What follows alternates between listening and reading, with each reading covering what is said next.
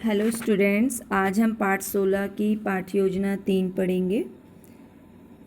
बच्चों, इसमें जो हमारा संसाधन है वो है चार्ट पेपर, यानी जो चार्ट आपको दिखाया जाएगा, और मुख्य शब्द हैं शीर्षक और अनुकूल। इस पाठ्य योजना को पढ़ने के बाद आप लोग अपने अनुभवों को आकार देते हुए एक व्यक्तिगत निबंध लिख पाएंगे। दोस्ती किताबों की निबंध को यदि कोई और शीर्षक देना हो तो आप क्या देंगे और क्यों? सोच के बताइए, आपने पाठ पढ़ा है तो। किताबों ने बनाए दोस्त, क्योंकि यह निबंध के मुख्य विचार से जुड़ा हुआ है और आकर्षक भी है। तो बच्चों, आज हम अपने अनुभवों को आकार देते हुए एक व्यक्तिगत निबंध लिखेंगे। तो आपने देखिए क्या करना है कि आपने अपने किसी यादगार अनुभव के बारे में सोचिए और अपने अपने अनुभव अपने समूह के साथियों को बताएं। अपनी उत्तर पुस्तिका में चार्ट पर बनाया गया ग्राफिक ऑर्गेनाइजर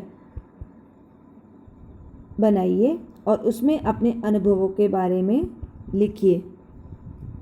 जैसे घटना, चाचा जी के घर से वापस आने की घटना। समय और स्थान 2 साल पहले मुंबई।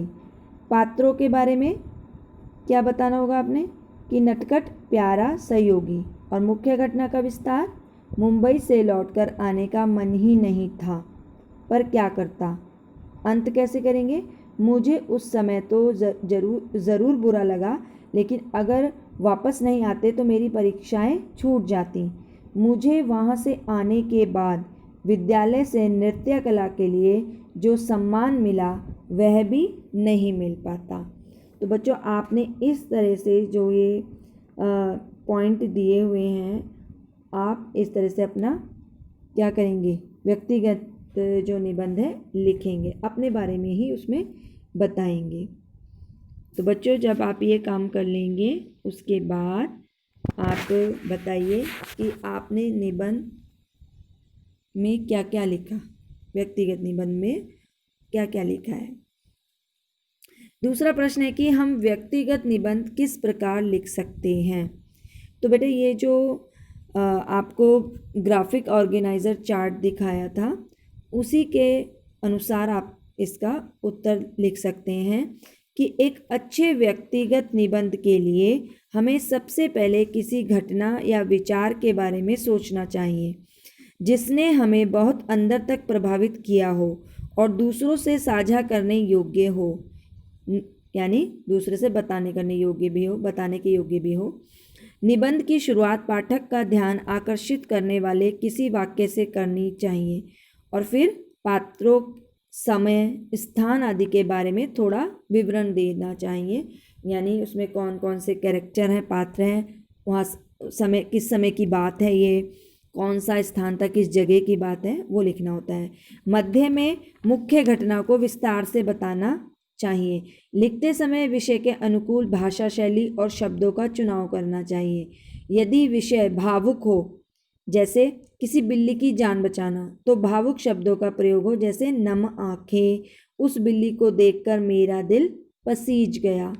विस्तार पूर्वक विवरण देने के लिए सभी ज्ञानेंद्रियों से एकत्रित जानकारी दें, जैसे क्या देखा, सुना, महसूस किया आदि। अलंकारिक भाषा का प्रयोग भी किया जा सकता है, जैसे उपमाओं और मानवीयकरण का प्रयोग, कि बिल्ली ठीक होते ही बिजली की तरह गायब हो गई, यानी किसी की तरह बताना, ये उपमा होती है। और मानवीयकरण होता है जब हम मनुष्य की तरह काम करते हुए दिखाते हैं किसी चीज़ को। निबंध कहानी की तरह इस प्रकार लिखें कि पाठक की रुचि अंत तक बनी रहे। निष्कर्ष में उस अनुभव से जुड़ी अपनी भावनाओं, विचारों और सीख के बारे में लिखना नहीं भूलना चाहिए हमें, और बताइए कि यह अनुभव क्यों इतना खास है। तो हमें इन सब बातों का ध्यान रखना होगा व्यक्तिगत निबंध लिखते समय। तीसरा प्रश्न उठता है कि यह किस प्रकार जांच सकते हैं कि निबंध के अंतिम प्रारूप में भाषा और मात्रा संबंधी गलतियां नहीं हैं। तो इसके लिए क्या करना है कि पहले निबंध की विषय वस्तु और उसकी भाषा का प्रवाह जांचना चाहिए। उसके बाद हम भाषा और मात्राओं से जुड़ी अशुद्धियां ढूंढकर हमें उसको ठीक करना चाहिए।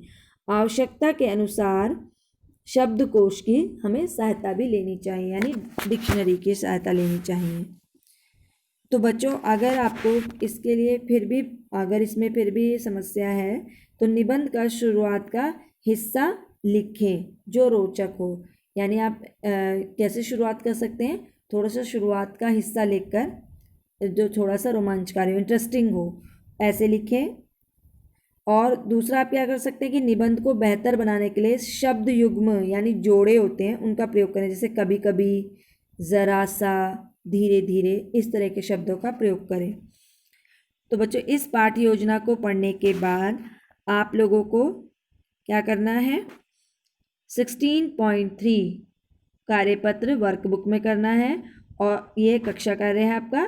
और गृह कार्य में आपको पाठ्य पुस्तक में से अभ्यास प्रश्न 3 के उत्तर लिखने हैं। Thank you.